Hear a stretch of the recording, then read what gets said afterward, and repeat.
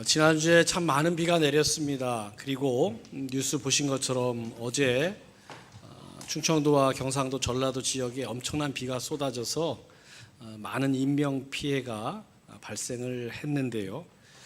이 자리에 오신 우리 성도 여러분들 가운데는 혹 비 피해를 입으신 분이 없는지 모르겠습니다. 이번 큰 비로 어려움을 겪고 또 피해를 당한 모든 분들에게 하나님의 위로가 가득하시기를 간절히 기원합니다. 우리나라 여름마다 태풍이다, 또 장마다, 집중호우다, 연례 행사처럼 이런 일들을 겪습니다. 그래서 태풍으로 또 집중호우로 많은 피해를 해마다 입는데요.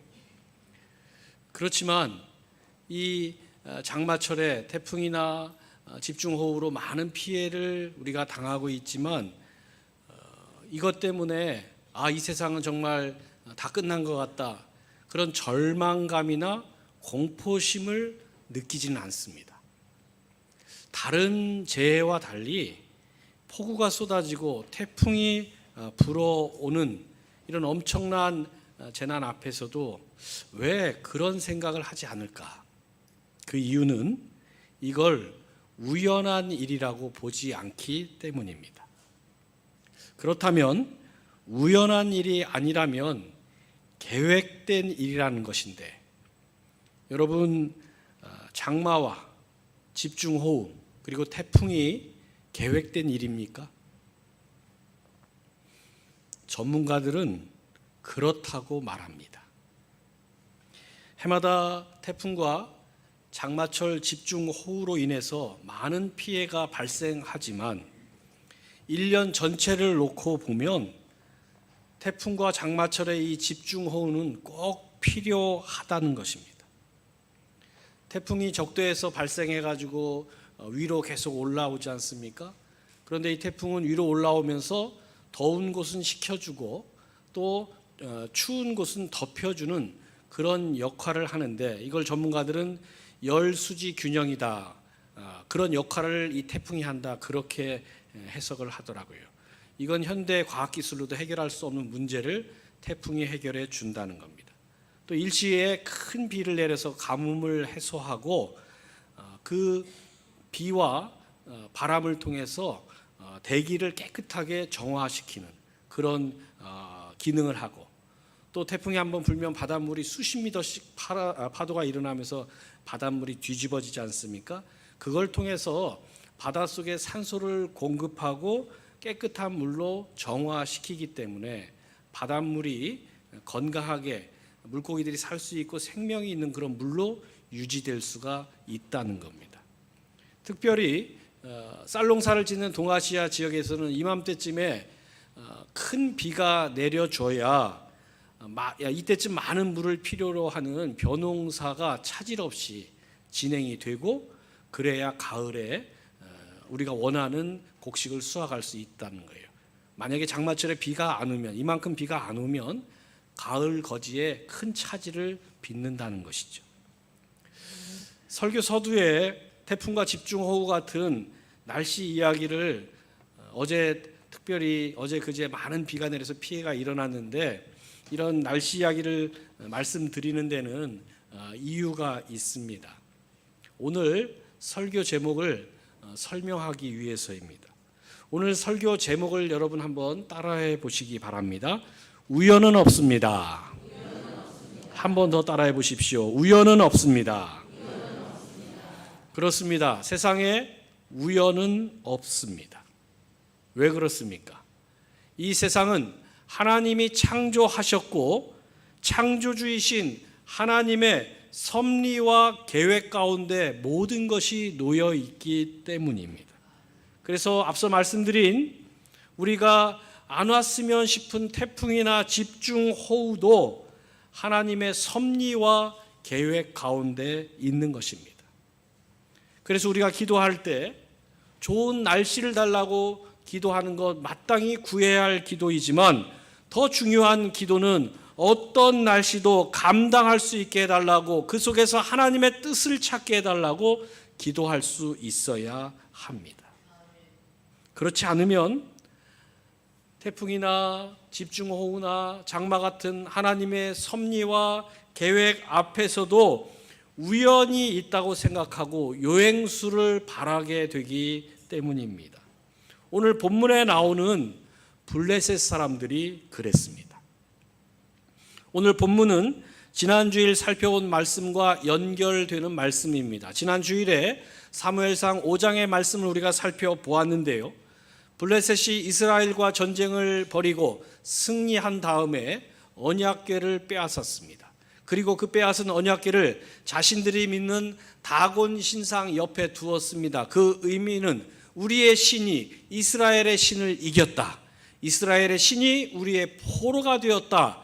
그런 조롱과 상징을 담고 있는 행위였습니다. 그런데 그 다음 날 어떤 일이 벌어졌습니까? 그 다곤 신상이 넘어졌고 그 다음 날에는 넘어진 다곤 신상의 목과 팔이 잘려버리고 몸뚱이는 바닥에 내동댕이 쳐지는 그런 기가 막힌 일이 벌어졌습니다. 그래서 그 언약궤를 다곤 신상 있던 곳에서 가드로 옮겼고 또 가드에서 다시 에그론으로 옮겼지만 그때마다 하나님의 재앙은 그치질 않았습니다. 블레셋 가운데 독종이 퍼져서 많은 사람들이 죽고 고통을 당했고 옮겨갈수록 더 그 독종이 심해져서 어린 아이들까지 다 이 전염병에 감염이 돼서 큰 고통 가운데 놓이게 됐습니다.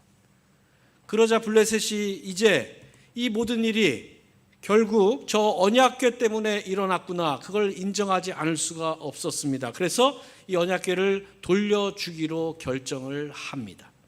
여기까지는 아무 문제가 없었어요. 그런데 그 언약궤를 그냥 돌려주는 게 아니라 자신들에게 임했던 이 재앙이 하나님 때문인지 아니면 우연히 일어난 일인지 이걸 한번 우리가 가려보자, 그런 마음을 품은 겁니다.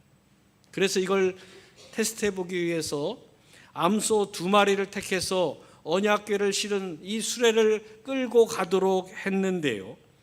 그 언약궤를 실은 소가 어디로 가는지를 지켜보고 어디로 가느냐에 따라 이 재앙이 하나님 때문인지 우연히 일어난 일인지 판가름하자고 했습니다. 본문 9절을 보십시오. 보고 있다가, 즉 언약궤를 실은 소가 가는 것을 보고 있다가 만일 궤가 그 본 지역길로 올라가서 벳세메스로 가면 이 큰 재앙은 그가 우리에게 내린 것이요, 그렇지 아니하면 우리를 친 것이 그의 손이 아니요 우연히 당한 것인 줄 알리라 하니라. 만약 이 소들이 이스라엘 땅 벳세메스로 가면 블레셋 땅에 임한 재앙이 하나님에 의한 것이지만 이 소들이 벳세메스가 아니라 좌로나 우로나 엉뚱한 길로 가게 된다면 이건 우연히 일어난 일이다, 그렇게 여기겠다라는 겁니다. 여러분, 블레셋이 이런 방법을 취한 것은 하나님이 보실 때 굉장히 악한 일이었습니다. 왜 그렇습니까? 자신들이 왜 언약궤를 이스라엘에게 돌려주기로 했습니까? 자신들이 믿는 다곤 신상의 목과 팔다리가 다 잘려져 버린 그런 끔찍한 일이 일어나고 블레셋 전역에 독종이 퍼져서 어른과 어린아이 할 것 없이 온 국민이 고통을 당하는 그 일을 하나님이 하셨다, 그렇게 믿고 싶지 않았던 겁니다. 하나님 때문이 아니라 이건 우연히 일어난 일이야, 그렇게 믿고 싶었던 겁니다. 그런 마음으로 언약궤를 돌려주려고 하니까 언약궤에 실은 수레를 끌고 갈 소를 고르는데요, 아주 이상한 방법으로 소를 고릅니다. 본문 7절을 보십시오. 그러므로 새 수레를 하나 만들고 멍에를 메어보지 아니한 젖나는 소 2마리를 끌어다가 소의 수레를 메우고 그 송아지들은 떼어 집으로 돌려보내고, 소를 고르는 장면을 기록한 말씀입니다. 언약궤 실은 그 수레를 끌고 갈 소를 고르는데 멍에를 메어보지 못한 젖나는 소 2마리를 골랐다고 나옵니다. 멍에를 메어보지 못한 소라는 것은 아직 멍에를 메어보지 못해서 멍에에 수레를 연결해서 짐을 운반하는 그런 일들을 한 번도 해본 적이 없는 소라는 겁니다. 그 무거운 수레를 끌고 가야 하는데 그걸 한 번도 안 해보았으니 그 먼 길을 이 소가 온전히 끌고 갈 수 있겠습니까? 하필이면 건강한 소, 이 수레를 많이 끌어본 경험 많은 소도 많이 있었을 텐데 왜 하필 이런 소를 골랐습니까? 그것뿐만이 아닙니다. 젖나는 소 2마리를 골랐다라고 나옵니다. 젖이 난다는 것은 새끼 송아지를 출산한 지 얼마 안 돼서 아직 새끼에게 젖을 먹이고 있다라는 그런 어미소라는 뜻이지요. 그런데 젖먹이 어린 송아지를 억지로 떼어내고 그 어미소가 수레를 이끌도록 만들었다는 겁니다. 그런 소 아니어도 수레 끌 소가 많을 텐데 왜 하필이면 젖이 나는 젖먹이 어린 송아지를 키우는 그 어미소를 택해서 수레를 끌게 만들었습니까? 그 이유는 간단합니다. 블레셋은 애시당초 언약궤가 벳세메스까지 가는 걸 원하지 않았던 겁니다. 이 일이 중간에 실패하기를 바랬습니다. 실패하면 봐라, 우리 블레셋의 독종이 창궐했던 건 하나님 때문이 아니라 우연히 일어난 것이야, 그렇게 주장하고 그렇게 믿고 싶었던 겁니다. 그런데 결과가 어떻게 됐습니까? 오늘 본문 아래 12절을 보십시오. 암소가 벳세메스 길로 바로 행하여 대로로 가며 갈 때에 울고 좌우로 치우치지 아니하였고 블레셋 방백들은 벳세메스 경계선까지 따라가니라. 놀라운 일이 일어났습니다. 멍에를 한 번도 메어보지 못했던 이 소가 언약궤를 싣고서 엉뚱한 길로 빠지지 않고 벳세메스까지 간 것입니다. 도저히 갈 수 없는 소를 골랐는데 그런 소가 언약궤를 가지고 벳세메스까지 갔던 것입니다. 여러분, 이게 어떻게 가능했습니까? 그 이유는 간단합니다. 하나님이 하셨기 때문입니다. 하나님이 하시면 멍에를 메어본 적이 없는 소가 아니라 못 걷는 소라 할지라도 하나님은 일으켜서 걷게 하시고 그 소로 벳세메스까지 가게 하셨을 것입니다.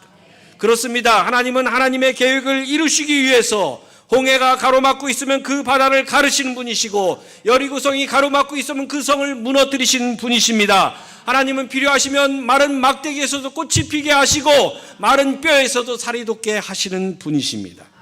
여러분, 그래서 우연은 없습니다. 다곤 신상이 넘어지고 팔다리가 잘리고 블레셋 전역에 독종이 창궐했던 것도 멍에를 메어본 적이 한 번도 없는 소가 언약궤 싣고 벳세메스까지 갈 수 있었던 이 모든 것 우연이 아니었습니다. 하나님이 하신 것입니다. 그래서 여러분, 하나님의 일하심에는 우연이 없습니다. 오직 하나님의 섭리와 계획이 있을 뿐입니다. 이걸 우리가 분명히 아는 게 너무나 중요합니다. 왜 중요합니까? 이걸 알아야 우리 인생에서 만나는 많은 일들 앞에서 우리가 일희일비하지 않고 우리의 믿음이 흔들리지 않을 수 있기 때문입니다. 요셉을 보십시오. 애굽의 노예로 팔려가고 누명 쓰고 감옥에 갇혔다가 바로왕의 꿈을 해몽해 주고 극적으로 애굽의 총리가 된 것이 우연 같습니까? 아닙니다. 절대로 아닙니다. 하나님이 계획하신 일이 하나님 정하신 때에 이루어진 것이지요. 요셉은 그걸 알고 있었습니다. 그래서 형들이 식량 구하러 왔다가 애굽의 총리가 동생 요셉인 걸 알고 두려워 떨고 있을 때 그가 뭐라고 합니까? 창세기 45장 5절을 보십시오. 당신들이 나를 이곳에 팔았다고 해서 근심하지 마소서, 한탄하지 마소서. 하나님이 생명을 구원하시려고 나를 당신들보다 먼저 보내셨나이다. 요셉은 지난 수십 년 세월 동안 자신이 겪었던 그 모든 일이 우연이 아니라 하나님이 미리 계획하신 일이라는 것을 분명히 알고 있었습니다. 그래서 정말 기가 막히게 노예로 팔려오고 감옥에 갇히고 파란만장한 인생을 살았지만 형들을 만났을 때 형들에게 복수하지 않고 그 형들을 환대했던 것이 바로 그 때문인 것이죠. 여러분, 다시 말씀드립니다. 세상에 우연은 없습니다. 공중의 새 한 마리도 우연히 나는 법이 없고 들의 풀 한 포기도 우연히 피는 법이 없습니다. 거기에는 다 하나님의 계획과 목적이 있습니다. 그래서 하나님의 그 계획, 그 목적을 우리가 아는 것이 중요합니다. 에스더서를 보면 바사 제국의 아하수에로 왕이 어느 날 밤 잠이 오질 않았습니다. 그 상황을 에스더 6장 1절은 이렇게 설명합니다. 그날 밤에 왕이 잠이 오지 아니하므로 명령하여 역대일기를 가져다가 자기 앞에서 읽히더니 잠이 오질 않았습니다.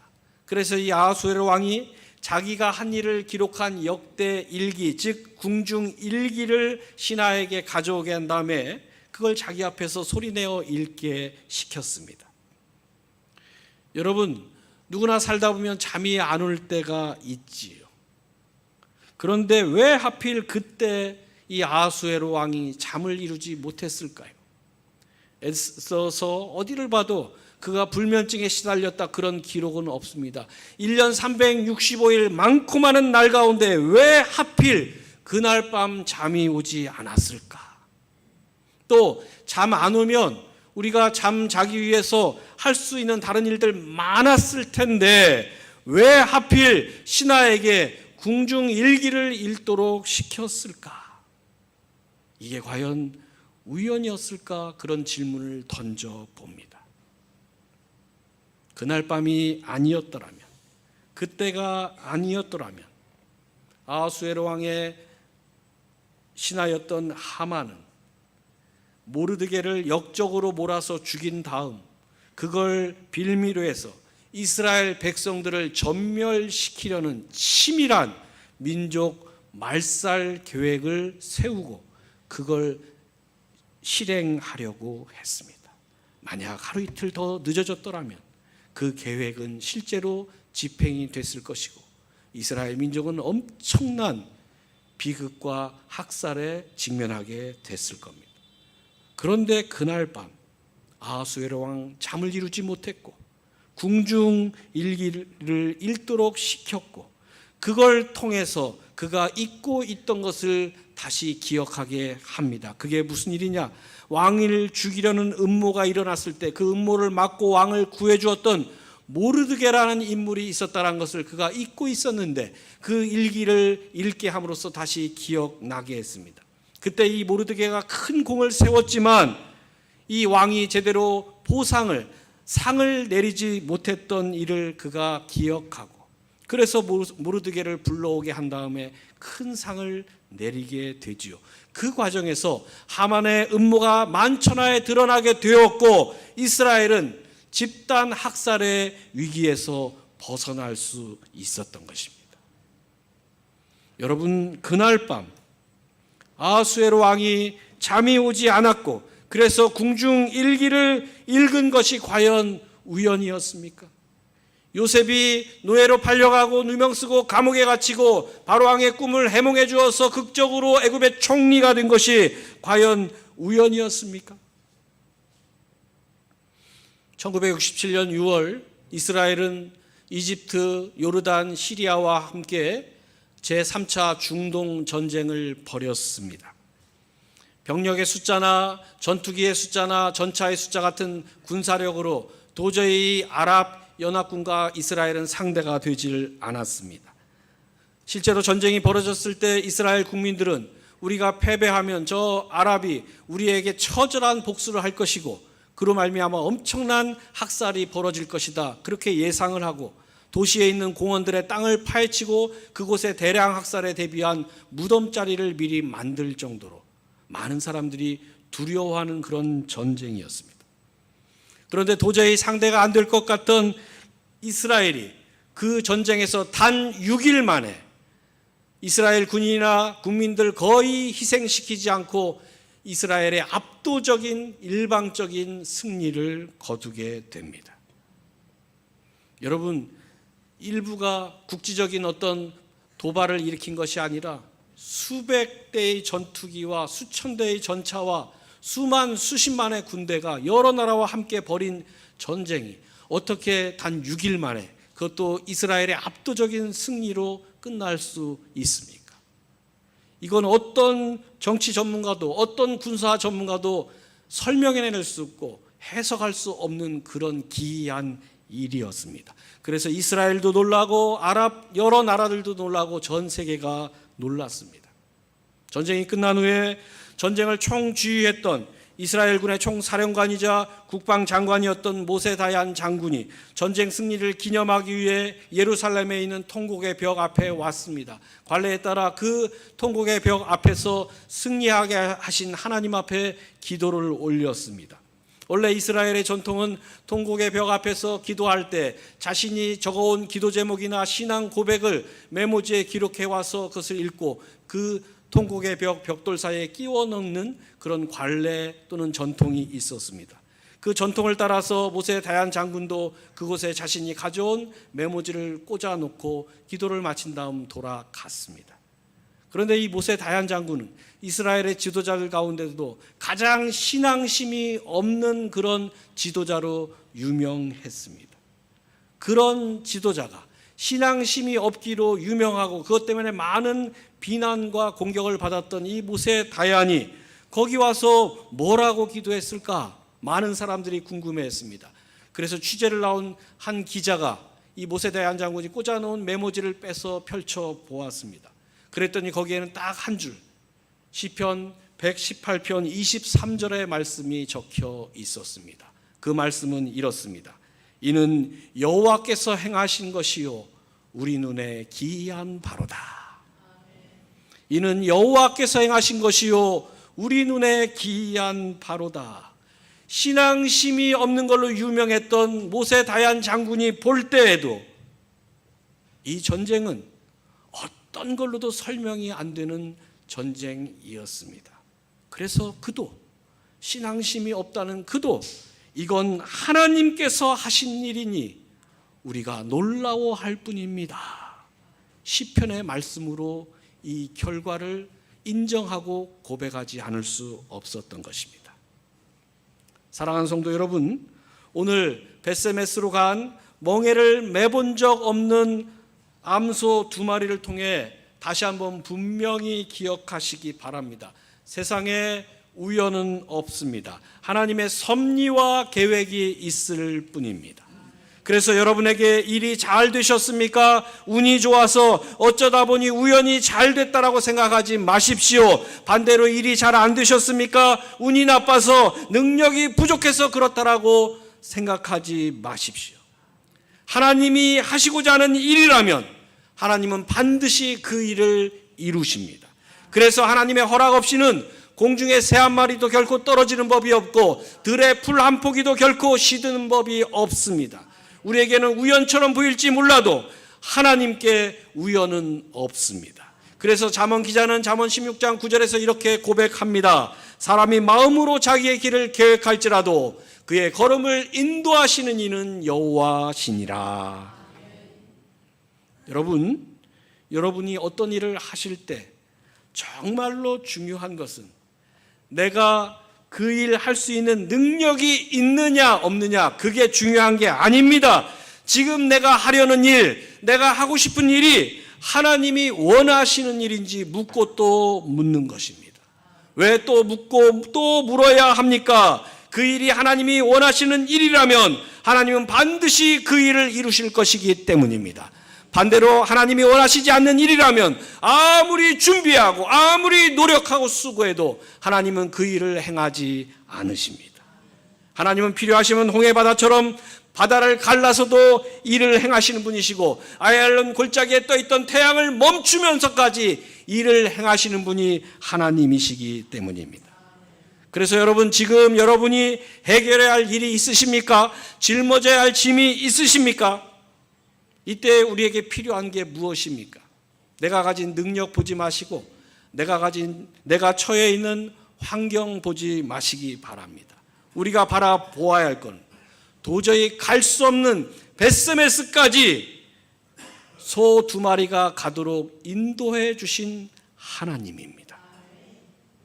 이스라엘이 6.1 전쟁에서 엄청난 승리를 거둔 다음에 그걸 어떻게 분석하고 설명하고 이유를 밝혀야 될지 아무도 밝혀낼 수가 없었습니다. 세상 어떤 정치 전문가도 군사 전문가도 설명해낼 수가 없었습니다. 그때 그 기이한 일 앞에서 많은 하나님의 자녀들이 이구동성으로 고백한 것은 이 일은 하나님의 손이 행한 일이다. 그 고백 위에는 다른 설명을 할 수가 없었습니다. 여러분, 그렇습니다. 우리 인생은 운에 맡겨지는 것도 아니고 우연에 맡겨지는 것도 아닙니다. 하나님 자녀인 여러분의 인생은 하나님 손에 붙들려 있습니다. 그래서 세상이 도저히 할 수 없다고 말할 때에도 하나님은 여러분이 가야 할 베스메스까지 여러분의 발걸음을 인도해 주실 것입니다. 이 놀라운 사실, 이 분명한 진리를 믿으시고 이번 한 주간도 다른 무엇이 아니라, 다른 어떤 것이 아니라 하나님의 손 의지하고 나아가는 여러분 되시길 주님의 이름으로 축원합니다.